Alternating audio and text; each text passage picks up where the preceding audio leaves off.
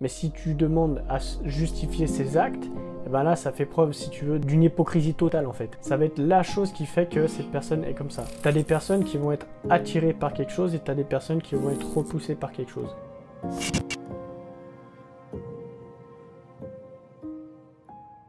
Une des particularités lorsque tu fais face à des personnes à gros caractère, c'est de gérer, si tu veux, leur personnalité. De gérer leur personnalité difficile. Et dans beaucoup de cas, c'est beaucoup plus dur, on va dire, entre guillemets, de les faire amener à un point de vue, le nôtre, que de comprendre leur point de vue. Donc ce qu'il faut faire, c'est que il faut que tu te mettes dans son monde, il faut que tu prennes conscience de sa vision des choses, de sa façon de voir les choses, et non pas que tu dises oui, mais que tu essayes de comprendre réellement, de rentrer, si tu veux, à l'intérieur de son monde.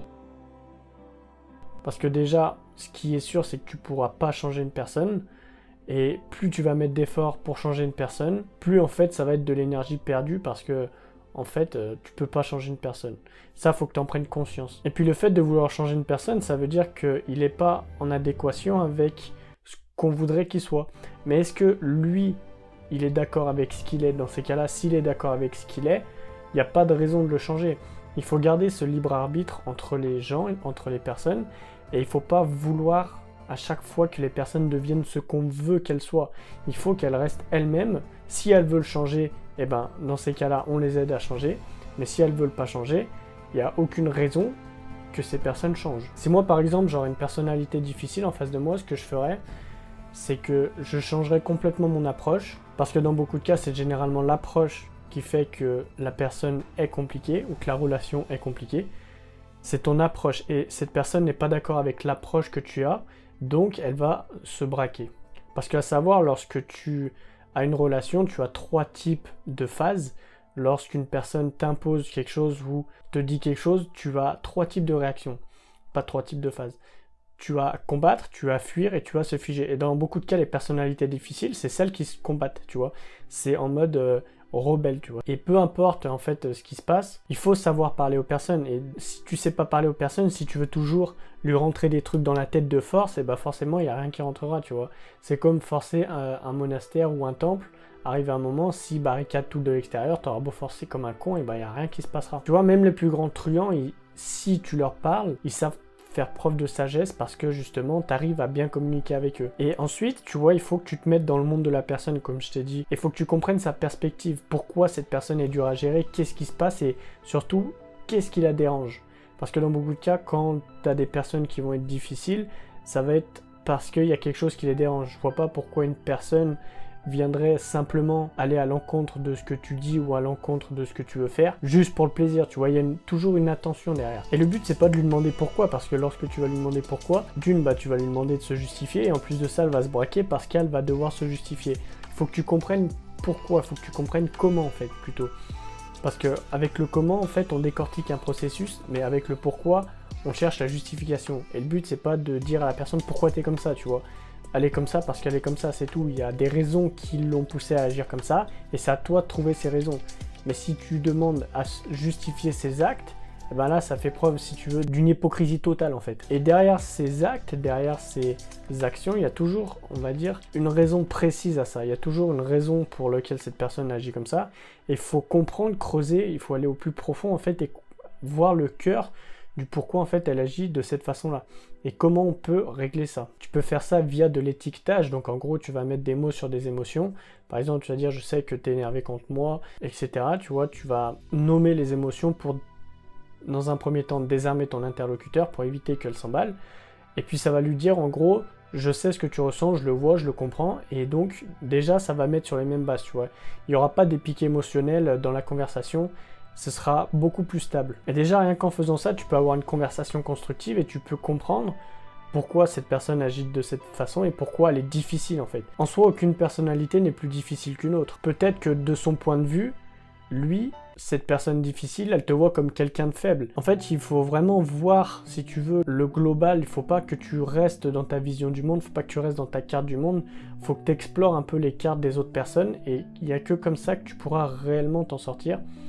Il n'y a pas une personnalité plus difficile que l'autre, mais il y a des façons de dire les choses différentes par contre. Si tu dis à un mec, vas-y, fais ça et ferme ta gueule, c'est sûr que le mec, il va se dire, ah, mais je vais pas le faire, tu vois. Généralement, quand les personnes se braquent ou quand les personnalités sont difficiles, c'est parce que dans ta communication, tu as dit une chose qui l'a braquée, tu vois. Elle s'est braquée directement. Parce qu'elle n'est pas d'accord ou parce que des choses interfèrent avec ses propres valeurs, tu vois, ou ses valeurs, ou peut-être qu'elle a pas envie. Et le but, c'est pas de forcer cette personne, c'est de le faire dans son plus grand libre arbitre. Mais tu fais ça via la communication, en développant de la communication et en analysant un peu si tu veux tout ça. Donc pour faire simple, en fait, il faut que tu comprennes le pourquoi de cette personne, toi à l'intérieur de toi, mais il faut pas que tu lui demandes directement, parce que lorsqu'on demande pourquoi on se justifie, et nous on veut pas que les gens se justifient, ils sont comme ils sont, ils n'ont pas à se justifier de leur acte. Ensuite, il faut que tu cherches le problème et que tu vois la chose qui ressort le plus en fait. Et en fonction de ça, en fonction de cette chose qui ressort le plus, tu vois, ça va être l'huile essentielle qui dégoûte un peu, si tu veux, de tout. Ça va être la chose qui fait que cette personne est comme ça. Ensuite, il faut que tu analyses et que tu te dises, ok, bah maintenant que je sais que le problème c'est ça, comment je peux faire pour le faire parvenir à faire une chose ou faire un acte.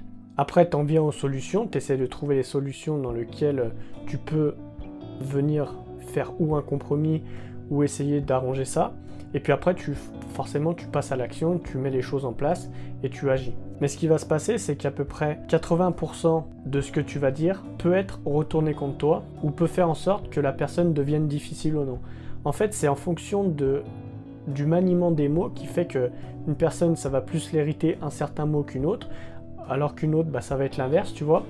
Et en fonction des phrases ou des mots que tu dis, les personnes en face de toi vont pas réagir de la même façon.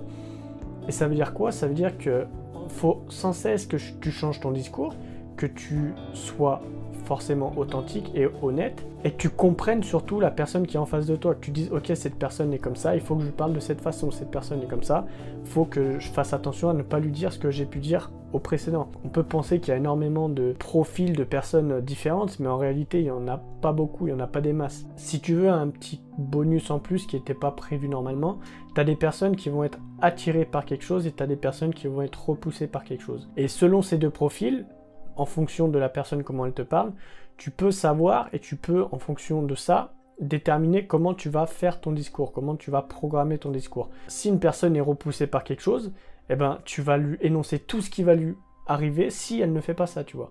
Par exemple, une personne qui doit partir en vacances, tu dis, eh ben, ton augmentation, je pourrais pas l'avoir, tes jours de vacances, je pourrais pas les avoir, etc. Alors qu'une personne qui est attirée par, ça va être l'inverse. Ça va être une personne qui va dire, eh ben ça, je peux t'avoir ça, si tu restes, je peux t'avoir ça, tu peux t'avoir tes jours de congé, etc.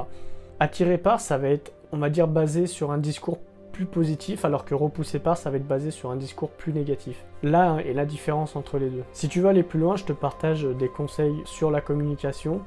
Dans mes mails, je vais beaucoup plus loin que ce que je te dis là. Donc si jamais ça t'intéresse, je te laisse, c'est le premier lien dans la description. Outre ça, je te dis à la prochaine. Ciao!